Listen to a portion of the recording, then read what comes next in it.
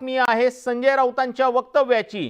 राष्ट्रीय स्वयंसेवक संघाने ठरवलं तर केंद्र सरकार 15 मिनिटही राहणार नाही असं वक्तव्य संजय राऊत यांनी केलेलं आहे। भाजपची मातृसंस्था आरएसएस असून आम्हाला संघाकडनं अनेक अपेक्षा असल्याचं ते म्हणाल्यात। लोकतंत्र वाचवण्यासाठी संघाचं योगदान खूप मोठं असल्याचं राऊतांनी सांगितलंय। यावेळेला त्यांनी फडणवीसांनी लोकसभेच्या निकालावरनं केलेल्या वक्तव्यावरतीही भाष्य केलंय।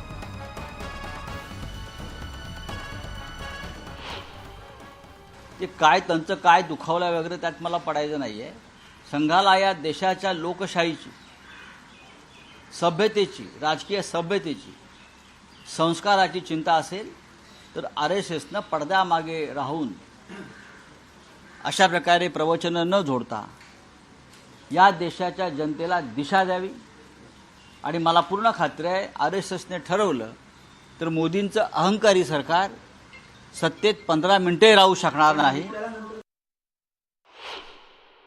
देवेंद्र फडणवीस का ये भी कहना है कि इस लोकसभा चुनाव में यूपीटी को जो है वो मराठी लोगों के वोट नहीं मिले हैं। तो किसके मिले? आपको मिले क्या? आपको मिले? लाखों लाखों वोट मिले हैं, लाखों लाखों। वो किसके वोट है? यहाँ का साउथ अफ्रीका, श्रीलंका, हाँ, ईरान, इराक से लोग आकर यहाँ वोट करते हैं क्या?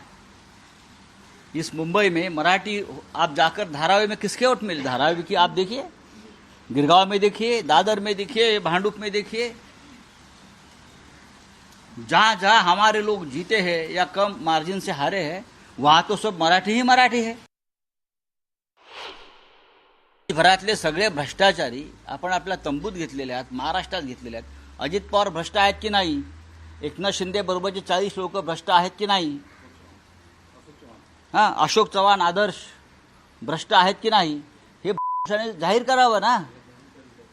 तुम्ही फडणवीस हे या राज्यातल्या राजकारणातले खलनायक आहेत, विलन आहेत, मी वारंवार सांगतो। या राज्याच्या संस्कृतीची वाट, सभ्यतेची वाट ही देवेंद्र फडणवीस यांनी लावलेली आहे आणि त्याच्यामुळे आमचं त्यांच्याविषयीचं जे भांडण आहे ते कायम राहील।